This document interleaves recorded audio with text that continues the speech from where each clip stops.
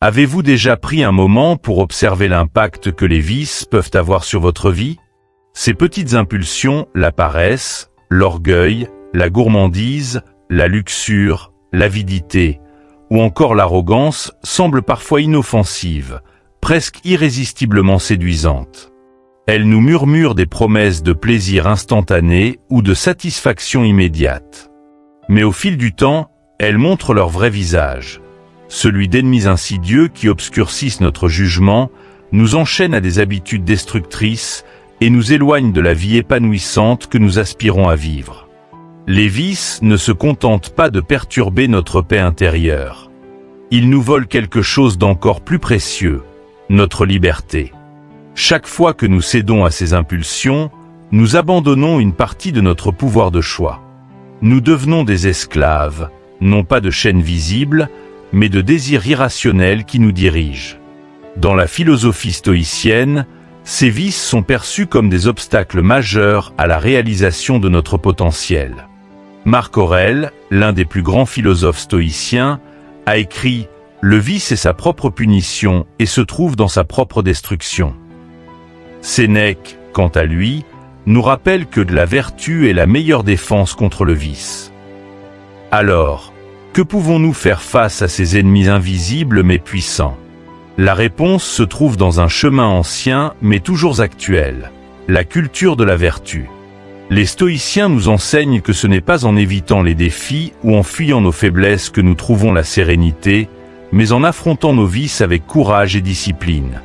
Cultiver la vertu, c'est choisir la raison au-dessus de l'impulsion, la liberté au-dessus de la dépendance et la sérénité au-dessus du chaos.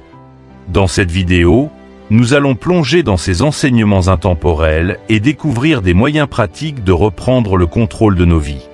Nous commencerons par comprendre ce qu'est un vice selon la philosophie stoïcienne, comment il s'immisce dans nos pensées et nos actions, et comment il nous détourne de la paix intérieure.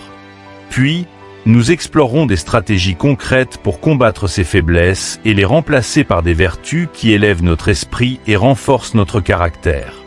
Mais avant d'aller plus loin, je vous invite à vous engager dans ce voyage vers la sagesse et l'excellence personnelle. Aimez cette vidéo, abonnez-vous à notre chaîne Sagesse en Évolution et activez la cloche de notification pour ne manquer aucun contenu. Ensemble, nous allons construire une vie libérée des vices et guidée par les principes intemporels de la vertu. Alors, restez avec nous. Ce que vous allez apprendre aujourd'hui pourrait transformer la façon dont vous voyez vos faiblesses, et plus important encore, la façon dont vous choisissez de vivre. Vous êtes prêts?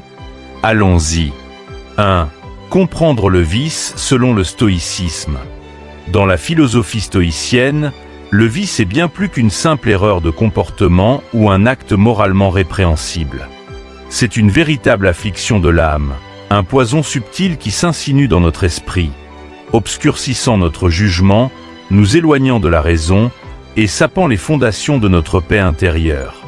Marc Aurèle nous rappelle que le vice naît d'un jugement erroné. Il pousse l'individu à confondre ce qui est véritablement bon avec ce qui procure une satisfaction passagère. En d'autres termes, le vice nous fait privilégier le plaisir immédiat au détriment d'un bonheur durable, ancrant en nous un cycle de regrets et de souffrance. Prenons un exemple concret, la gourmandise. Imaginez quelqu'un qui, face à un buffet débordant de mets délicieux, se laisse aller à une consommation excessive. Sur le moment, le plaisir est indéniable. Chaque bouchée semble apporter une satisfaction instantanée. Mais une fois l'excès consommé, cette personne ressent une lourdeur physique, des remords d'avoir perdu le contrôle, et peut-être même des problèmes de santé à long terme. Ce cycle illustre parfaitement comment le vice agit. Il séduit par une promesse de plaisir, mais laisse derrière lui un sillage de souffrance et de frustration. Les stoïciens considèrent que les vices nous privent de notre plus grande force en tant qu'être humain, notre raison. Sénèque disait que céder au vice, c'est renoncer à ce qui nous distingue des animaux. Notre capacité à réfléchir, à choisir et à maîtriser nos impulsions. Celui qui se laisse gouverner par ses désirs devient un esclave. Esclave de ses envies, de ses compulsions et parfois même des influences extérieures qui exploitent ses faiblesses. En d'autres termes, le vice nous dépouille de notre liberté. Revenons à l'exemple de la gourmandise. Supposons que cette habitude devienne récurrente. La personne concernée ne se contente plus de céder à l'occasion. Elle commence à en faire une norme, un réflexe. Elle ne mange plus pour nourrir son corps, mais pour apaiser une envie ou combler un vide émotionnel. Ce comportement, s'il n'est pas contrôlé, peut conduire à des problèmes plus graves, comme des troubles de la santé ou une dépendance alimentaire. Le stoïcisme nous met en garde contre cette spirale. Chaque fois que nous cédons à un vice, nous renforçons son emprise sur nous. Mais il y a de l'espoir. Le stoïcisme nous enseigne que les vices ne sont pas des fatalités. Ils ne sont pas inscrits de manière indélébile dans notre nature. Ils sont des habitudes acquises que nous pouvons déconstruire. Marc Aurèle, dans ses écrits, insiste sur le fait que la vertu est à la fois notre arme et notre refuge. Cultiver la vertu, c'est retrouver notre pouvoir de choisir librement, de nous affranchir des chaînes du plaisir éphémère pour embrasser une satisfaction plus profonde et plus durable. Pour mieux comprendre cette libération, réfléchissons à la notion de liberté. Être libre, ce n'est pas faire tout ce que l'on veut, mais maîtriser ses désirs pour aligner ses actions sur ses valeurs. Prenons l'exemple d'une personne qui lutte contre la procrastination, un vice qui semble souvent anodin, mais qui mine notre productivité et notre confiance en nous. Chaque fois que cette personne repousse une tâche importante pour céder à une distraction, elle renforce cette habitude. Mais si elle choisit, même une seule fois, de repousser cette impulsion et de se concentrer sur son travail, elle fait un pas vers la vertu. Petit à petit, ces choix vertueux s'accumulent, et ce qui semblait insurmontable devient une habitude saine. Le stoïcisme souligne également l'importance de l'introspection pour comprendre et combattre le vice. Prenez le temps d'observer vos propres comportements. Quels sont les plaisirs que vous poursuivez qui, au final, vous laissent un goût amer? Quels sont les moments où vous ressentez le regret d'avoir cédé à une impulsion? Cette introspection, bien que parfois inconfortable, est un outil puissant pour identifier les vices qui affaiblissent votre caractère et entravent votre bonheur. Enfin, souvenez-vous que le combat contre le vice n'est pas une guerre que l'on gagne en un jour. Comme l'a dit Épictète, rien de grand ne se crée soudainement. Surmonter les vices demande du temps, de la patience et surtout de la constance. Il est normal de trébucher, de céder parfois, mais ce qui compte, c'est de toujours revenir sur le chemin de la vertu. Chaque petite victoire compte, et chaque effort pour résister à un vice renforce votre maîtrise de vous-même. Comprendre le vice selon le stoïcisme, c'est reconnaître qu'il s'agit d'un ennemi intérieur qui, sous des apparences séduisantes, nous éloigne de notre véritable bonheur. Mais c'est aussi admettre que nous avons le pouvoir de le combattre, grâce à la raison, à l'introspection, et à la pratique quotidienne de la vertu. Dans la prochaine partie, nous approfondirons ce chemin vers la vertu en explorant comment se connaître soi-même et identifier ses faiblesses pour mieux les surmonter. Restez avec nous pour découvrir des outils pratiques qui vous aideront à progresser sur ce chemin. 2. Connais-toi toi-même.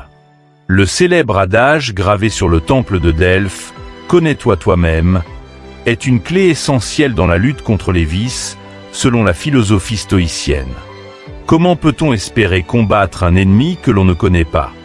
De la même manière, pour surmonter nos faiblesses, il faut d'abord les identifier avec une honnêteté brutale. Prenez un instant pour réfléchir. Quels sont les vices qui vous freinent? Est-ce l'orgueil qui vous empêche d'accepter vos erreurs? La peur qui vous paralyse et vous prive d'opportunités? Ou peut-être la procrastination, ce piège silencieux qui reporte vos rêves à demain?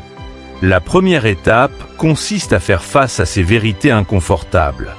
Cela nécessite du courage, car il est souvent plus facile de détourner les yeux de nos défauts que de les regarder en face.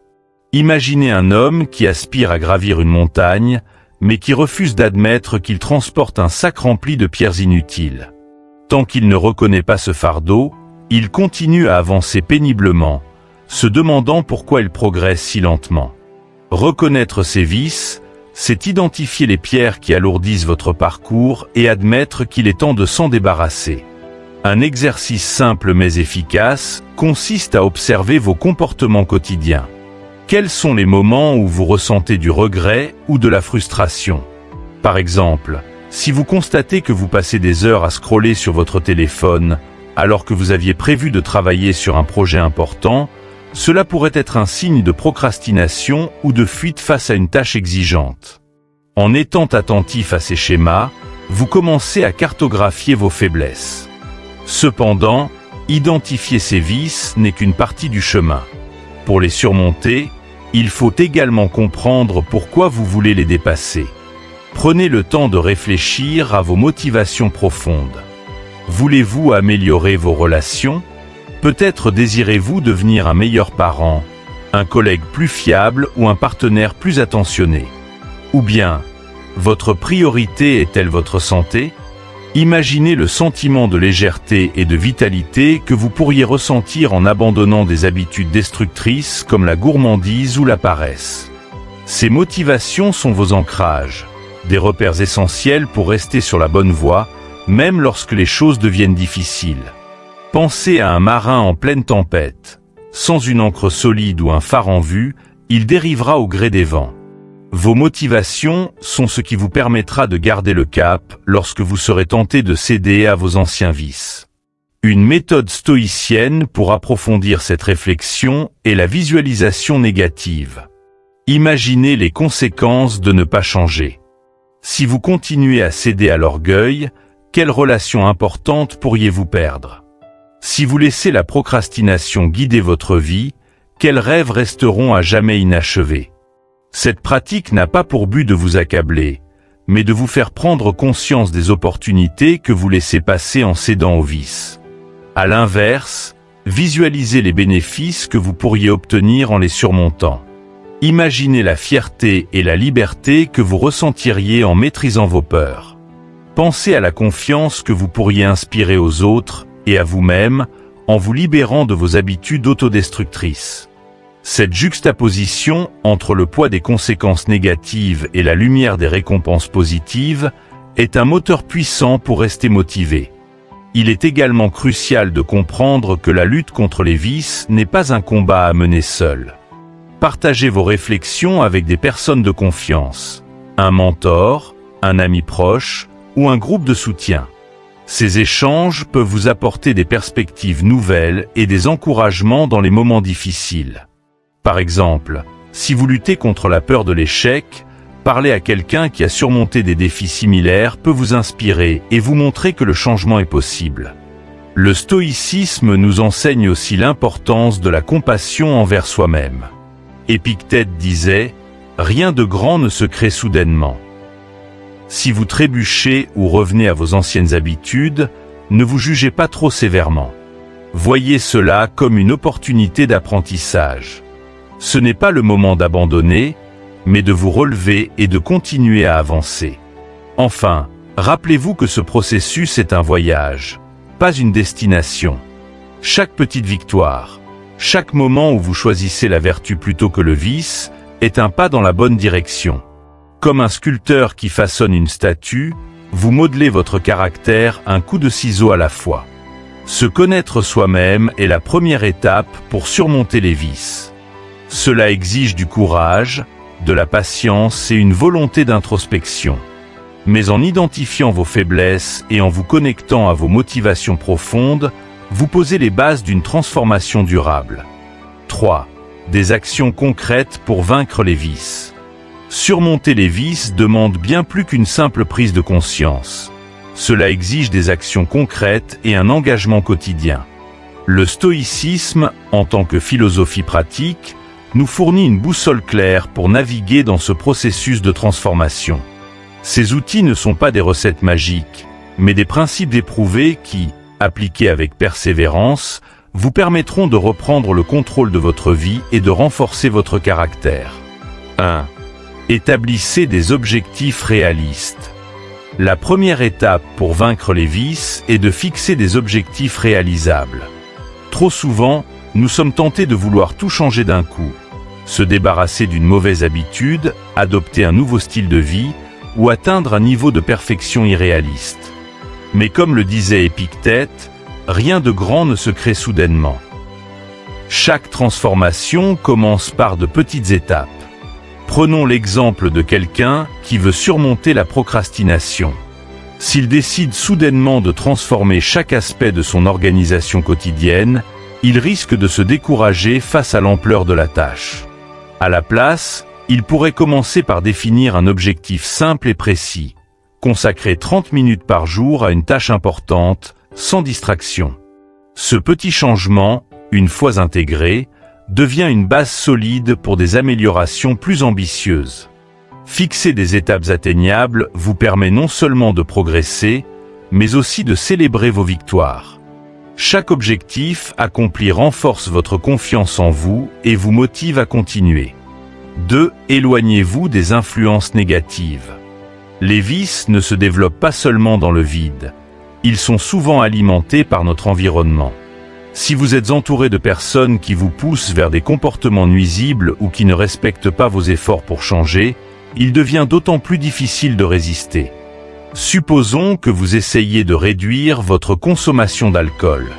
Si vos sorties régulières impliquent des amis qui insistent pour que vous buviez, il peut être temps de repenser vos relations ou vos choix sociaux.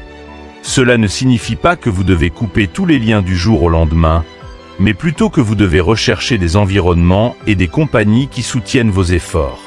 Entourez-vous de personnes qui partagent vos valeurs ou qui vous inspirent à être meilleur. Rejoignez des groupes, des communautés ou des cercles où la vertu et l'amélioration personnelle sont valorisées. Ces influences positives agissent comme un rempart contre les tentations. 3. Évitez les situations à risque. Le stoïcisme enseigne que la prudence est une vertu essentielle. Si vous savez qu'une situation ou un environnement spécifique risque de vous faire céder à vos vices, évitez-le. Ce n'est pas un signe de faiblesse, mais de sagesse. Imaginez quelqu'un qui lutte contre la gourmandise. Passer devant une pâtisserie tous les jours pourrait être une tentation difficile à gérer. À la place, cette personne pourrait choisir un itinéraire différent, éloignant ainsi cette source de désir. Ce n'est pas une solution permanente, mais un moyen de réduire les frictions pendant que la discipline se renforce. Ces ajustements dans votre quotidien, aussi simples qu'ils paraissent, peuvent avoir un impact profond sur votre capacité à maintenir vos résolutions. 4. Pratiquez la vertu quotidiennement. Comme le disait Marc Aurèle, la vertu n'est pas acquise en un jour, mais par un travail constant. Ce principe est au cœur du stoïcisme. Chaque jour est une opportunité de renforcer votre caractère par des actions alignées sur vos valeurs. Cela peut commencer par des habitudes simples, comme pratiquer la gratitude ou réfléchir à vos actions en fin de journée. Prenez quelques minutes chaque soir pour examiner vos choix. Qu'avez-vous bien fait? Ou avez-vous cédé à vos faiblesses? Comment pouvez-vous faire mieux demain? Ces petits exercices d'introspection, répétés régulièrement, façonnent un esprit plus résilient et aligné avec la vertu. Un autre moyen de pratiquer la vertu est d'agir avec intention dans vos interactions quotidiennes. Si vous luttez contre l'orgueil, cherchez des opportunités pour écouter activement les autres, reconnaître leur point de vue et admettre vos erreurs. Ces actions, bien qu'elles puissent sembler petites, ont un effet cumulatif qui transforme votre relation avec vous-même et avec les autres. La constance comme clé de la transformation. Ces actions, répétées avec constance, forment un processus progressif mais puissant pour vaincre les vices.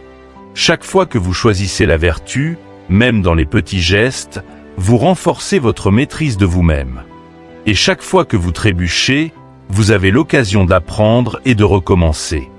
Imaginez un potier qui façonne un vase. Chaque pression, chaque ajustement, même minime, contribue à l'œuvre finale.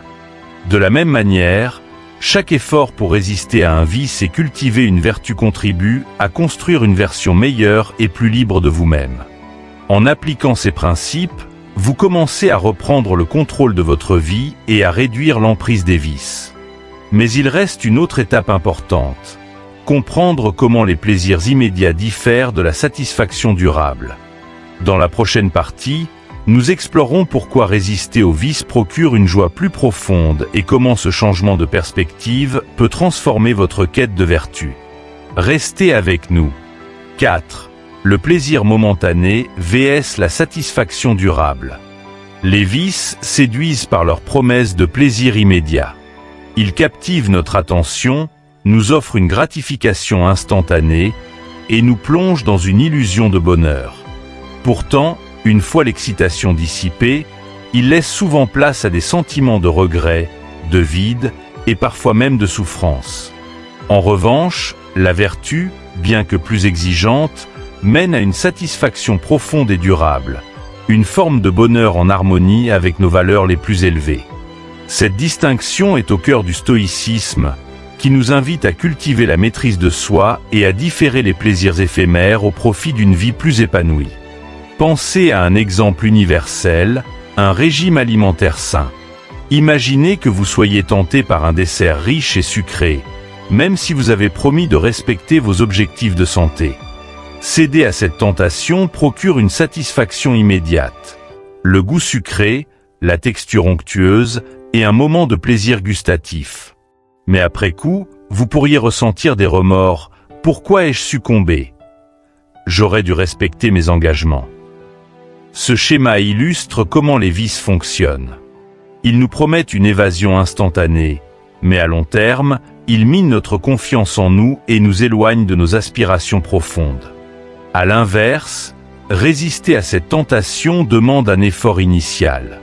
Cela peut sembler frustrant sur le moment, car vous refusez un plaisir accessible. Mais cet effort s'accompagne d'une fierté silencieuse, celle d'avoir tenu votre engagement envers vous-même.